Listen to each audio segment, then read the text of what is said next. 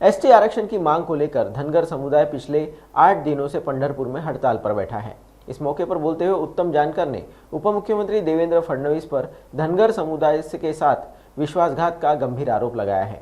साथ ही उन्होंने राज्य सरकार पर निशाना साधते हुए सरकार को आरक्षण पर निर्णय लेने के लिए 1 महीने का अल्टिमेटम भी दिया है। नाही, विश्वासघात झाल्यासारखं नाही, विश्वासघात जाणून बुजून केला। सत्तेवर आल्यानंतर सुद्धा केंद्रामध्ये राज्यामध्ये यांचं सरकार असताना सुद्धा या समाजाला गृहीत धरलं गेलं आणि या समाजाला आरक्षण देण्यासाठी अनेक मार्ग होते। आदिवासीमध्ये सुद्धा अबकडं जसं आमच्या एनटीमध्ये आहे किंवा अजून कोणा त्या ह्याच्यामध्ये आहे, एसटीमध्ये आहे, अजून वेगवेगळ्या प्रवर्गामध्ये, तसं एसटीमध्ये करता आलं असतं।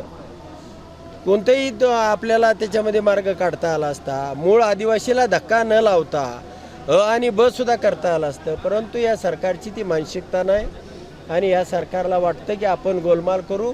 लाडक्या बहिणीसारख्या अशा छटछूट म्हणजे छछोर योजनेच्या माध्यमातून आम्ही समाजाला भुलवू, गंडवू आणि इलेक्शन मारून नेऊ, ही त्यांची कल्पना आहे। पवार साहेब देखील मुख्यमंत्री होते, त्यावेळेस सुद्धा हा प्रश्न मार्ग केला गेला।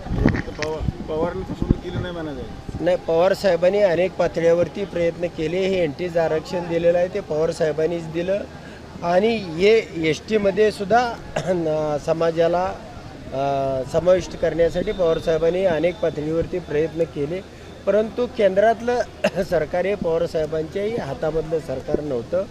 पवार साहेबांना जे जे करता येईल ते केलं। मी म्हणत नाही सगळ्या अंगाने केलं असेल, पण त्यांना करता येईल तेवढं केलं, परंतु त्यामध्ये त्यांना यश आलं नाही किंवा त्यांच्या हातामध्ये